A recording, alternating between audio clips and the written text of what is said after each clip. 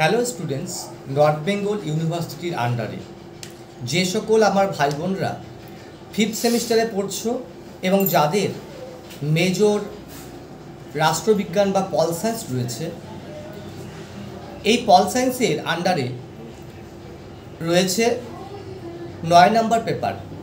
আজকে তোমাদের সিলেবাসটা আমি দেব এবং বিষয়গুলো জানানোর চেষ্টা করব।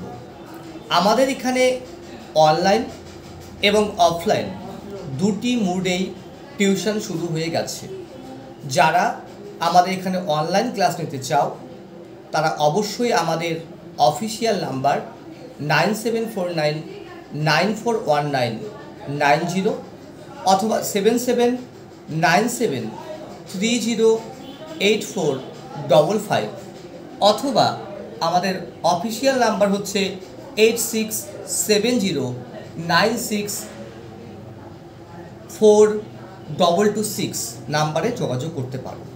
তোমরা প্রত্যেকে জানো আমাদের সাজেশান যে আমরা তোমাদের দেই সেগুলো সংক্ষিপ্ত থাকে, ছোট আকারে দেই, আমরা ভুরি ভুরি কোশ্চেন আমরা তোমাদের দেই না এবং যা দেই তাতেই কিন্তু তোমাদের কিন্তু কমন পড়ে। প্রতি বছর কমন পড়েছে বা পড়ছে, আমরা আশা করি ভবিষ্যতেও কমন পড়বে। তাই তোমরা আর দেরি না করে বন্ধুবান্ধবদের সঙ্গে যোগাযোগ করো এবং আমাদের টিউশন সেন্টারে তোমরা অবশ্যই যুক্ত হয়ে যাও। তো আমি তোমাদের যে পেপার 9 রাষ্ট্রবিজ্ঞান যে রয়েছে তার সিলেবাস সম্পর্কে বলছি। প্রথম যে ইউনিট রয়েছে তোমাদের টোটাল 4টা ইউনিট রয়েছে।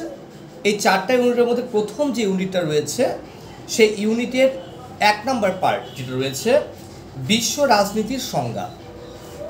রাজনীতির সংজ্ঞা অর্থাৎ আন্তর্জাতিক থেকে বিশ্বব্যাপী, অর্থাৎ পুরো দেশের যে বিশ্বব্যাপী যে সংজ্ঞা রয়েছে, রাজনীতির সংজ্ঞা রয়েছে, সেটা তোমাদের পড়তে হবে। ইউনিট 1-এরই 2 নম্বর পার্ট যেটা রয়েছে ভূ রাজনীতি এবং ভূ অর্থনীতি, অর্থাৎ এর সংজ্ঞা, অভিশ্রুতি এবং দ্বন্দ্ব।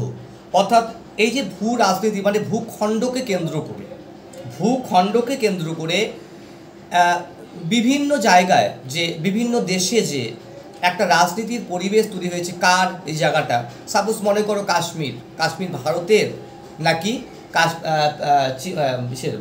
পাকিস্তানের, ঠিক আছে। আবার মনে করো তিব্বত, ঠিক আছে, ভারতের থেকে চীন নিয়ে নিয়েছে। এই যে রাজনীতি এবং বিভিন্ন ক্ষেত্রে যে অর্থনীতি, যে এই জায়গাটা মানে ভূ রাজনীতি মানে জমিকে কেন্দ্র করে ভূমিকে কেন্দ্র করে যে অর্থনীতি বিষয়টা রয়েছে, এটা পার্ট তোমাদের পড়তে হবে। 3 নম্বর পার্টটা রয়েছে সেটা হচ্ছে মানে ইউনিট 3 মানে ইউনিট 1-এরই হচ্ছে 3 নম্বর পার্ট, সেটা হচ্ছে রাষ্ট্র বহির্ভূত অভিনেতা এবং বিশ্ব রাজনীতি। এর মধ্যেই পড়তে হবে এর সংজ্ঞা, তাৎপর্য এবং ভূমিকা, ঠিক আছে। এই পার্টটা তোমাদের পড়তে হবে। ইউনিট 1-এরই 4 নম্বর পার্ট যেটা রয়েছে সেটা হলো উদীয়মান শক্তি এবং উদীয়মান বিশ্ব ব্যবস্থা। এই পার্টটা তোমাদের পড়তে হবে। এরপর ইউনিট 2 যে 2 নম্বর যে ইউনিটটা রয়েছে সেখানে তোমাদের কি পড়তে হবে, সেখানে হচ্ছে তোমাদের পড়তে হচ্ছে সেটা হচ্ছে বিশ্ব রাজনীতির যুদ্ধ, সংঘাত এবং সংঘাতের সমাধান, ঠিক আছে। যে বিশ্ব রাজনীতিতে যে যুদ্ধ হয়, কেন যুদ্ধ হচ্ছে এবং সংঘাত হচ্ছে এবং সংঘাতের সমাধান, এই ইউনিট 2 থেকেই তোমাদের পড়তে হবে যুদ্ধ। অর্থাৎ যুদ্ধ বলতে এখানে যুদ্ধ এবং যুদ্ধের প্রকারভেদ, যুদ্ধ কাকে বলে এবং যুদ্ধের প্রকারভেদ। যুদ্ধ কিন্তু বিভিন্নভাবে হতে পারে, অস্ত্র দিয়ে হতে পারে, মানসিকভাবে হতে পারে, চাপ কৌশল হতে পারে, নানান বিষয় থাকে। ইউনিট 2 থেকেই তোমাদের পড়তে হবে দ্বন্দ্ব নিরসন অর্থাৎ এর সংজ্ঞা, পদ্ধতি এবং চ্যালেঞ্জ, এটা পড়তে হবে। 3 নম্বর যে পার্টটা রয়েছে প্রধান সংঘাতের কেস স্টাডি, অর্থাৎ কেন যুদ্ধগুলো হয় তার সম্পর্কে একটা প্রফর্মা তৈরি করা। অর্থাৎ এখানে তোমাদের পড়তে হবে হচ্ছে আরব ইসরায়েলের সংঘাত। এরই পার্ট আছে, এই পার্টটার মধ্যেই রয়েছে ভারত ও পাকিস্তানের মধ্যে সংঘাত, এবং রাশিয়া এবং ইউক্রেনের মধ্যে সংঘাত, এই পার্টটা তোমাদের পড়তে হবে। ইউনিট 3 থেকে তোমাদের পড়তে হবে হচ্ছে বিশ্ব রাজনীতির প্রধান চ্যালেঞ্জ, প্রথম অংশ। বিশ্ব রাজনীতির প্রধান চ্যালেঞ্জ, এটা হচ্ছে প্রথম অংশ।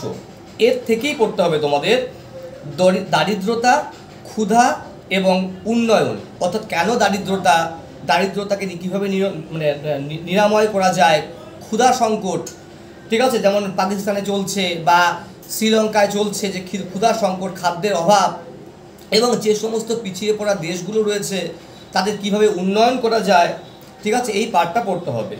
ইউনিট 3 ঠিক আছে, ইউনিট 3 অংশ পড়তে হবে মানব নিরাপত্তা, অর্থাৎ আমাদের মানবাধিকারের যে আছে, মানবাধিকারের মধ্যে রয়েছে মানুষের যে নিরাপত্তা, যে যুদ্ধ হতেই পারে কিন্তু সাধারণ নাগরিকরা যাতে কোনো রকম সমস্যা না পড়ে।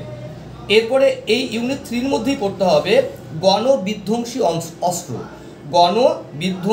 অস্ত্র এবং অবিস্তার ব্যবস্থা, এই পার্টটা পড়তে হবে। ইউনিট 4 থেকে তোমাদের যেটা পড়তে হবে সেটা হচ্ছে বিশ্ব রাজনীতির প্রধান চ্যালেঞ্জ 2, ঠিক আছে, 2 নাম্বার পার্ট, এটা বিশ্ব রাজনীতির প্রধান চ্যালেঞ্জ 2। এর মধ্যেই পড়তে হবে, মানে ইউনিট 4 থেকেই পড়তে হচ্ছে শরণার্থী সংকট এবং অভিবাসন, ঠিক আছে, বিভিন্ন দেশ থেকে, যেমন বাংলাদেশ থেকে, যেমন ভারতবর্ষে অনেক শরণার্থী চলে আসছে 1971 সালে, নানান জায়গায় যুদ্ধ হলে পরে তারা চলে আসে, পাকিস্তান থেকে ভারতবর্ষে চলে আসে, এই যে এনআরসির ব্যাপারটা রয়েছে বর্তমানে চলছে, ওই পার্টটাই আর কি কিছুটা, শরণার্থী সংকট এবং অভিবাসন। এরপরে রয়েছে এই পার্টির মধ্যে রয়েছে ব্যর্থ রাষ্ট্র, মানে দেশটা কোনো একটা দেশ চলাতে পারছে না, ব্যর্থ রাষ্ট্র এবং মানবের হস্তক্ষেপ। 3 নম্বর পার্টটা রয়েছে সেটা হচ্ছে আন্তর্জাতিক অপরাধ। এর মধ্যেই পড়তে হবে তোমাদের সাইবার যুদ্ধ, পাচার, নারী পাচার হয়, শিশু পাচার হয়, মানে বা বিভিন্ন ধরনের নেশাদার পদার্থ পাচার হয় সেটা, এবং প্রযুক্তির ভূমিকা, আধুনিক যে প্রযুক্তি রয়েছে সেই পার্টটা। তো এই যে তোমাদের সিলেবাসটা কিন্তু একেবারে সহজ নয়, অনেক বড় সিলেবাস, পড়তে হবে কিন্তু প্রচুর পরিমাণে, তাই তোমরা প্রথম থেকেই পড়তে থাকো। আমরা একেবারে শর্টভাবে তোমাদের কিন্তু কমন একদম পড়িয়ে দিব। আমি তোমাদের তোমাদের যে পরীক্ষা যে প্রশ্ন আসে বড় নাম্বার, এই বড় নাম্বারের মধ্যে তোমাদের আমি কমন একটা বলে দিচ্ছি, 2-4টা কমন বলে দিচ্ছি, একটু পড়তে পারো। সেটা হচ্ছে তোমাদের পড়তে পারো কি পরীক্ষার সময় তোমাদের এগুলো আসবে, ঠিক আছে, আসার মতন রয়েছে। সেটা হচ্ছে বিশ্ব রাজনীতির সংজ্ঞা, বড় প্রশ্ন হিসেবে বিশ্ব রাজনীতির সংজ্ঞা এবং বিশ্ব রাজনীতির সম্পর্কে বিস্তারিত আলোচনা করো, ঠিক আছে, এই পার্টটা কিন্তু ভালো করে পড়তে হবে বড় প্রশ্ন হিসাবে।